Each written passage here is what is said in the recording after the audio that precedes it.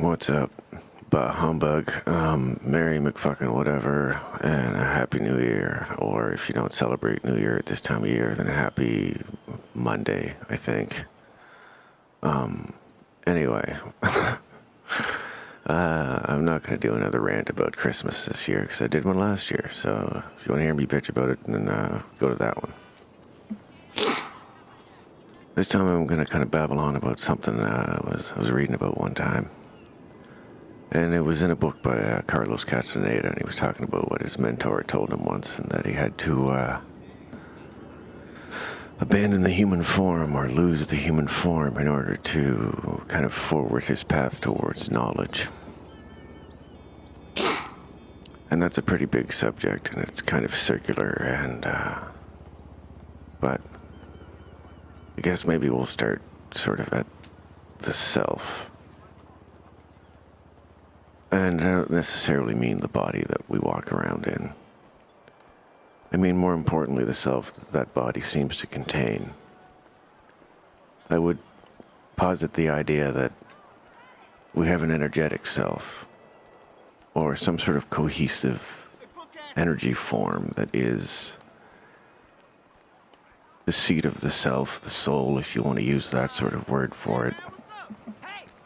The mind, the consciousness, the thing that gives sentience to this otherwise fairly, in our world, commonplace organic construct.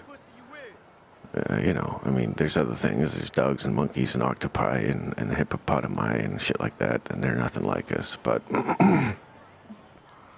they're organic beings with varying levels of sentience. And I don't want to get sidetracked with kind of a Noah's Ark sort of squirrel. That would be,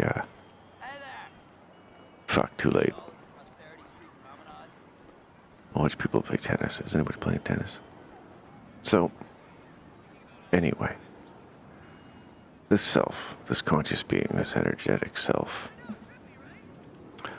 I think we're capable of perceiving the universe around us on the level of that energetic self.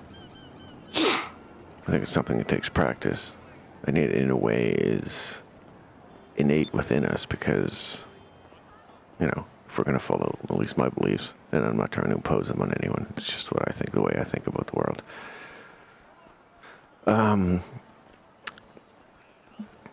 Fuck me. Disclaimer, Squirrel. Guy's got a donut, I'm kind of hungry. God damn it. It's unusually quiet here. Usually I'm walking down here and people are yelling, screaming, are on the phone. There's all kinds of shit going on. Not sure what it is. But anyway. Just in case, I'm going to head towards the beach. So, I think we're capable of perceiving the world on the level of that energetic being. And I think in order to perhaps perceive it more truthfully, or more objectively, perhaps I should say, we need to move beyond trying to interpret it in a way that is conformative to old habits that we formed by perceiving the world through this physical body. Because as a purely physical example, our eyes are limited to seeing a certain narrow bandwidth of the electromagnetic spectrum. And it happens to be whatever is reflected off the objects around us. So if it reflects a particular wavelength and it bounces into our eyes, we see it. Therefore, it exists for us. But if we were to compare, let's say, the spectrum that we can see to a piano keyboard, our eyes would show us merely a single octave of that keyboard. And that keyboard would be what we would consider the light end of the electromagnetic spectrum. Invisible light, like ultraviolet, infrared, and stuff that we can't see, but like bugs and animals and other stuff can see. So that piano keyboard is like the physically perceivable part of the electromagnetic spectrum that, things with eyeballs and stuff like that can see. If you wanted a keyboard big enough to perceive the entire electromagnetic spectrum, you'd need a keyboard that was 94 million miles long. So you can see how very limited... Ow. Telephone pole. You can see how very limited we are in our ability to perceive, you know, just the spectrum that we've detected with our machines and you know, by studying the world around us, with what we've managed to build scientifically. And there are things that, you know, we've just learned to kind of measure, but not directly perceive, I don't think, like gravity. You know, like magnetic waves we can see. We have like cameras and different type of, like, you can buy this kind of like film. I don't mean like camera film, like I mean like it looks like a plastic sheet. It's kind of greenish gray. If you hold it over stuff that has magnetic field in it, you can see the magnetic, like the waves, like iron. Looks like, you know, like the way iron filings would align themselves on a table. If you had a magnet near them or something, it's pretty cool. Anyway, so we can see magnetic waves.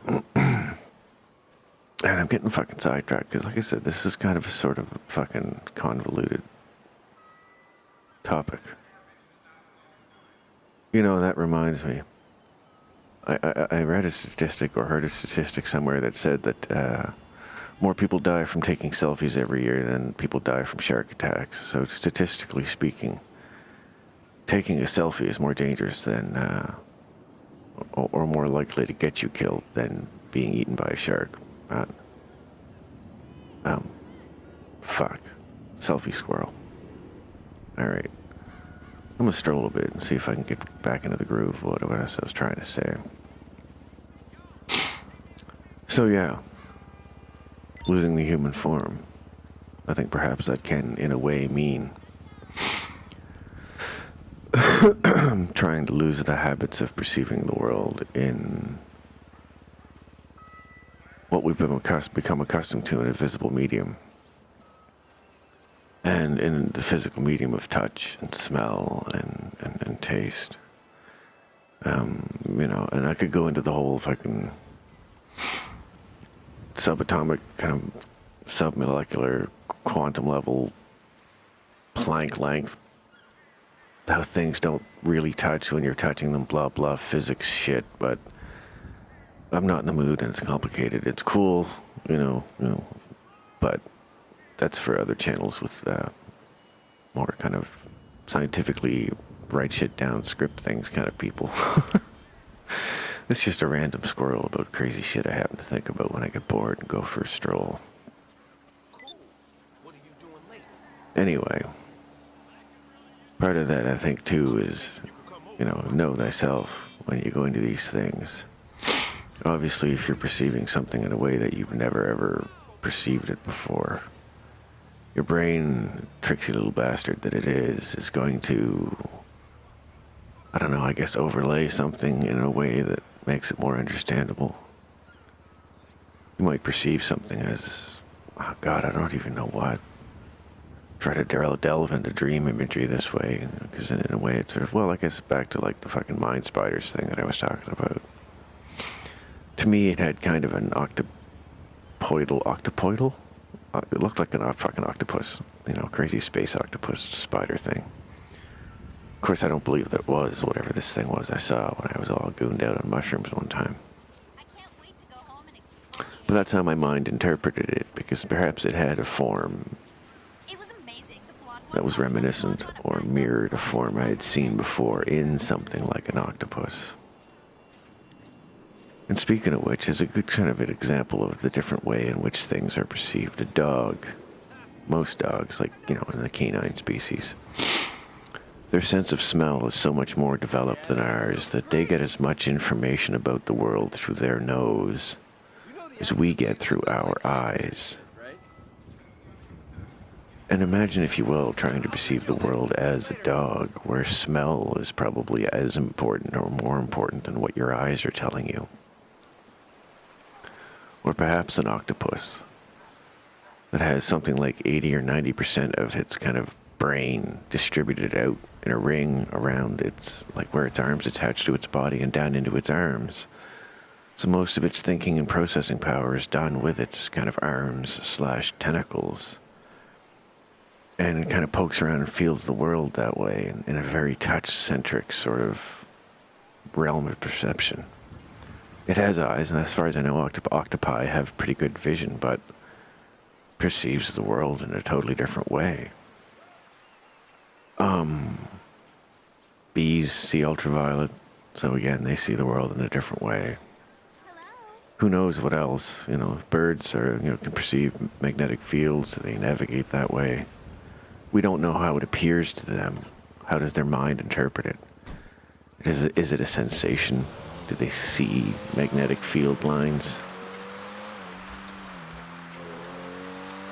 But again, thinking about that stuff and trying to perhaps perceive it, how do whales see with sound, with sonar? Can it be done? Can a human do it? Are our brains even set up to do it properly? Because whale brains and dolphin brains, cetacean brains, are very different from ours, and have different emphasis placed in different places. There have been human beings who've had massive brain trauma or brain damage or other issues that have caused them to lose massive chunks of their brain, and they thought that perhaps they wouldn't be able to see anymore or hear anymore, or memories that at the onset of this, whatever it was that was wrong with them, could be traced to activate certain parts of the brain that are no longer there, and yet later on, when those parts of the brain are gone, they still have the memories or the ability to do certain things, but it activates different parts of the brain. So these memories and abilities and things weren't kind of hardwired permanently into various parts of the brain. They may have been, but it's like, I don't know, it's like having a computer with multiple hard drives all jammed into one, computer.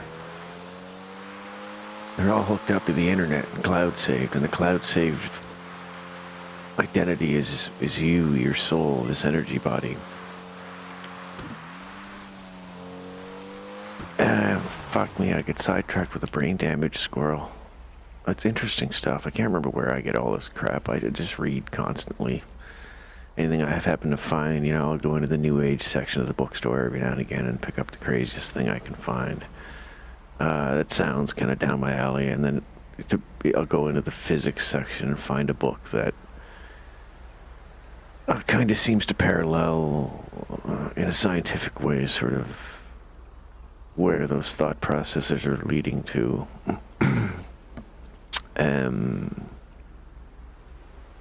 You know what? I'm gonna just fucking get ahead of the whole 15-minute thing, and I'll be right back. No, I don't know what my character's doing. Picking his nose, I guess. Give me a second. Okay, so all that was supposed to be leading up to abandoning the human form. Now, I suppose that might be taken literally if one is having a lucid dream or an out-of-body experience, or who knows, perhaps someone who is dead but has managed to maintain kind of a loose perspective and not sort of been rushed on, I think, to, at least in my own spectrum of beliefs, what I think is, for lack of a better word, reincarnation. I think it's kind of a natural cycle. Most things in the universe and in existence cycle and vibrate. Everything can be represented in a way that is some sort of waveform. There's a few interesting videos out there on YouTube that just kind of show you how our solar system moves through the universe. And it's not straight lines. It's all spirals, which, viewed edge on in a two-dimensional perspective, is a wave. Day-night cycle could be measured in wave if you decide to measure it in, let's say, a light measuring like a photometer. We go all the way down to its lowest point when it's the darkest, and all the way up to its highest point when it's the lightest. More waves. I believe that the life and death cycle that an energy body might go through could be represented in the same way. peak of life to the opposite, the nadir of death. God, that sounds morbid, doesn't it? I mean, it doesn't have to be terrible. I just think that it seems only natural that if we're going to exist as an energy body, that we would cycle through patterns, just like everything else in the universe cycles, orbits, ebbs and flows. I think losing perhaps the human form might allow oneself to perceive in entirely new ways. And if you can perceive something, then it exists. You know, you might see things more truthfully. And at some point, perhaps, this energy form of yourself might become cohesive enough you no longer need a body to contain you. And it is that body, I think, that is generally the largest roadblock to anyone perceiving something beyond it, because it is such a direct plug-in to our memory bank, to our sense of self. It is so central to our entire universe as individuals. We are the center of our own universes as individuals in these bodies.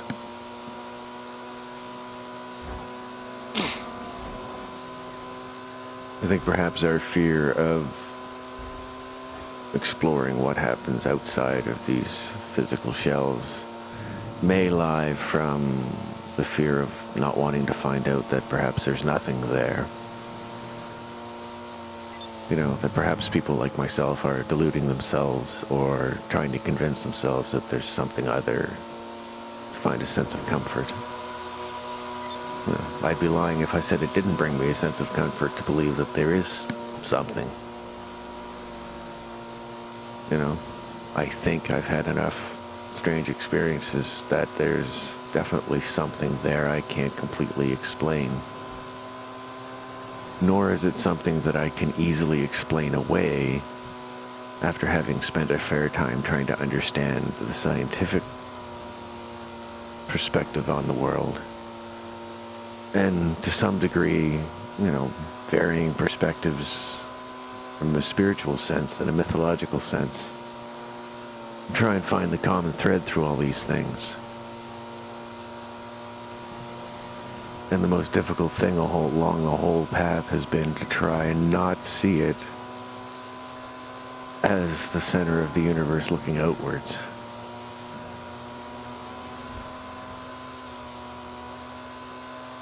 To try and stay objective about it, even though I would like, perhaps subconsciously, for a credited role in the in the proceedings. We all want to feel like our actions mean something, or that there's a point to our existence. And I think perhaps to constantly be seeking validation of something like that, of the importance of humans or not humans, if you happen to be a person who believes that non-human souls can be born into human bodies, you know. But anyway, any sentient being, I suppose, who has the ability to recognize their existence within this universe, and who are perceiving it from inevitably, at least in the beginning, the only perspective they have. Fuck, I got tripped up on that one. Near miss, Squirrel. So, losing the human form isn't just learning to perceive the universe in ways out of the ordinary for someone who ordinarily would see it from within a human body. It's also about learning to think about the world in ways that are non-humanistic. Is that even the right word? From a non-human perspective, from something objective. Maybe we really are just, you know, fish that crawled out of the sea or whatever and eventually evolved into these super intelligent, self-aware ape descendants. You know, who knows? Doesn't really matter, I guess. Because, I mean, you can't argue the fact that the universe exists. And then there's a shit ton of it we don't understand. And there's vast, vast, vast quantities of other galaxies and planets and suns and moons and stars and inevitably life of some kind somewhere. It's highly arrogant, I think, of any human being to think that Earth and human and the life around us, the huge variety of life around us, whether it was put there by a higher being or whether it was just the inevitability of the way this universe we live in works, that life happens if there are the conditions. Whichever way you want to see it, it is there. And it would be no fucking point whatsoever if it was all there for nothing. You know, and by that I mean that from the human perspective. You know, if for us the only meaning of the earth is that we are here to be these fantastic human things, it makes no sense to have all the rest of it there for nothing other than us to look at and go, oh, that's fucking cool, we'll never get there. That being said, I don't personally think that there is a purpose to the universe. I don't think that there is a conscious point. I simply think that consciousness has evolved in this universe and can evolve within this universe to at one point exist and move freely through it in all its varied layers, because at some point it will evolve to be able to do that. Because it seems that in this universe, life is evolving the urge to survive. And it is evolving organisms that at some point attain sentience on some level. And since suns and planets eventually die, and life has the potential to evolve to the point where it can circumvent such natural processes, then it kind of begs the question, wouldn't it make sense if it at some point evolved beyond the need to live in a physical shell, to have a form that could pass consciousness and life in some way beyond even the death of a universe into a new one, become a new universe? I don't fucking know.